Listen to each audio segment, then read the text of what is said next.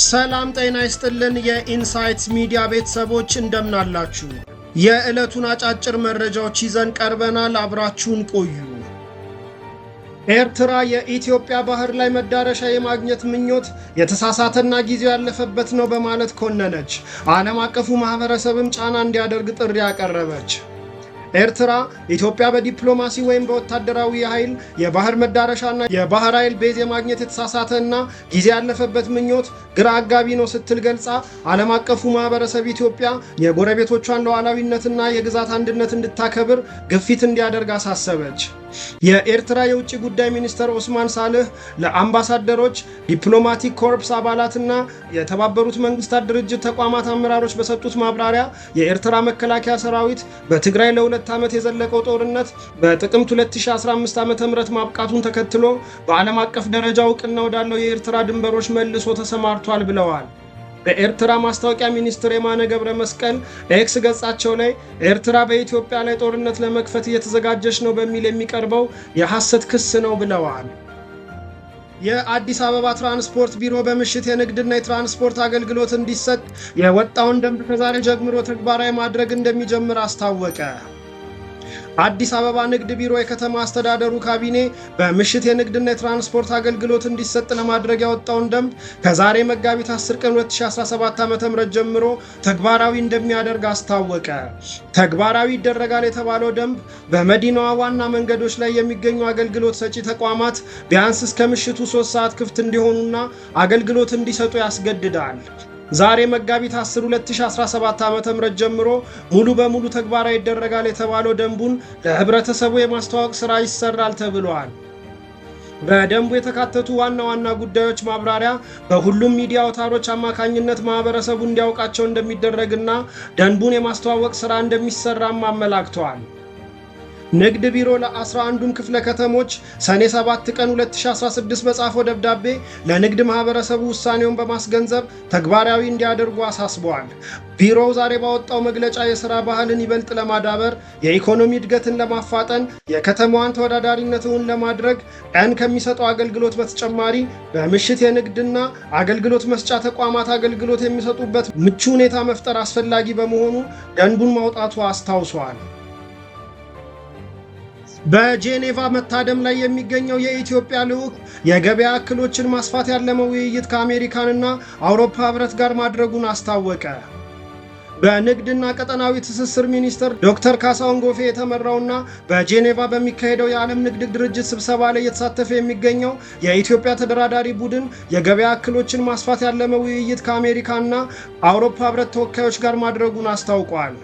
በንግድና ቀጠናዊ ትስስር ሚኒስትሩ ዶክተር ካሳሁን ጎፌ በፌስቡክ የማህበራዊ ትስስር ገጻቸው ባሰፈሩ ጽሑፍ በሁለተኛ ቀን ቆይታችን ለዓለም ንግድ ድርጅት አባልነት ድርድር ስዊዘርላንድ ጄኔቫ የሚገኘው የኢትዮጵያ ልዑካን ቡድን ከአሜሪካ ልዑካን ቡድን ጋር በሁለትዮሽ የገበያ መዳረሻ ድርድር ዙሪያ ሰፊ ውይይት አድርገናል ብለዋል። ወደፊት የገበያ እክሎችን ከማስፋት አንጻር በአገልግሎት፣ በግብርናና ሌሎች ምርቶች የገበያ ዕድል ዙሪያ ከአሜሪካ ለተነሱ ጥያቄዎች ተገቢውን ማብራሪያና ምላሽ ሰጥተናል ሲሉም ገልጸዋል። ስዊዘርላንድ ጄኔቫ የሚገኘው የኢትዮጵያ ልዑካን ቡድን ውስጥ የገንዘብ ሚኒስትር ዴኤታው ዶክተር ኢዮብ ተካልኝ ተካተዋል። በዶክተር ካሳሁን ጎፌ የተመራው የዓለም ንግድ ድርጅት የኢትዮጵያ ተደራዳሪ ቡድን መጋቢት 8 ቀን 2017 ዓ.ም ከአውሮፓ ህብረት ተወካዮች ጋር ውይይት ማድረጉም ተገልጿል።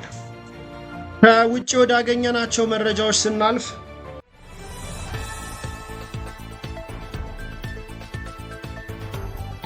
ቱርክ የፕሬዝዳንት ኤርዶጋንን ዋና ተቀናቃኝ አሰረች።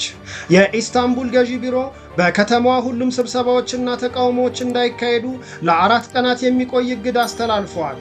የቱርክ ባለስልጣናት የፕሬዝዳንት ኤርዶጋን ዋና ተቀናቃኝ የሆኑትን በሙስናና ሽብር ቡድን በመርዳት በመክሰስ ዋና ተቃዋሚው በቀጣይ ፕሬዝዳንት ላይ የተፈጸመ መፈንቅለ መንግስት ሲል የገለጸውን እስር በዛሬው ዕለት ፈጽመዋል።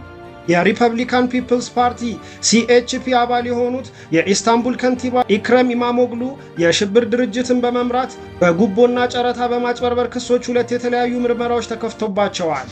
የኢማሞግሉ ፓርቲ ቱርክን ከሁለት አስርት ዓመታት በላይ የመሩ የፕሬዝዳንት ኤርዶጋን ተፎካካሪ አድርጎ ሊሰይማቸው ጥቂት ቀናት ነበር የቀሩት። ለሁለት የስልጣን ዘመን የኢስታንቡል ከንቲባ የሆኑት ኢማሞግሉ ወደፊት በሚደረግ ምርጫ ተፎካካሪ ይሆናሉ ተብሎ ይጠበቃል። ኢማሞግሉ በኤክስ ገጻቸው ላይ በቪዲዮ ባስተላለፉት መልእክት ተስፋ እንደማይቆርጡና ለሚደረግባቸው ጫና ሸብረክ እንደማይሉም ጽፈዋል። የአሜሪካው ፕሬዝዳንት ዶናልድ ትራምፕ እና የሩሲያው ፕሬዝዳንት ቭላዲሚር ፑቲን በስልክ ውይይት ማድረጋቸው ተነገረ። ሁለቱ መሪዎች 1 ሰዓት ከ30 ደቂቃ በፈጀ የስልክ ውይይታቸው የዩክሬን ጦርነት የሁለትዮሽ ግንኙነትን ማደስ የውይይት አካል ነበር። ፑቲን እና ትራምፕ በስልክ ባደረጉት ውይይት በዩክሬን ዙሪያ ስላለው ሁኔታ ዝርዝርና ግልጽ የሀሳብ ልውውጥ ማድረጋቸውን ክሬምሊን አስታውቋል። ፑቲን እና ትራምፕ የዓለም ደህንነትን ለማረጋገጥ ካላቸው ልዩ ኃላፊነት አንጻር ግንኙነታቸውን መደበኛ ለማድረግ ያላቸው ፍላጎትን ገልጸዋል። የስልክ ውይይቱ በዋናነት በተለይ በዩክሬን ያለው ጦርነት በስምምነት ለመቋጨት አሜሪካ ባቀረበችው እቅድ እንዲሁም የአሜሪካ ሩሲያ ግንኙነትን ወደ ነበረበት መመለስ ላይ ያተኮረ እንደነበር የክሬምሊን ቃል አቀባይ ዲሚትሪ ፔስኮቭ አስታውቀዋል። ፑቲን ከትራምፕ ጋር ባደረጉት ውይይት በዩክሬን ያለው ግጭት በሰላማዊ መንገድ ለመፍታት ቁርጠኛ እንደሆኑ ማሳወቃቸውንም ፔስኮቭ አስታውቀዋል።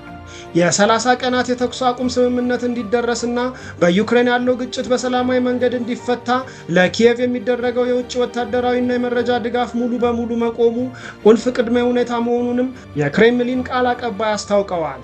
ፑቲን እና ትራምፕ በስልክ ውይይታቸው የሁለቱ ሀገራት ግንኙነትን ማሻሻል ላይ መወያየታቸውን ደግሞ ዋይት ሃውስ አስታውቋል።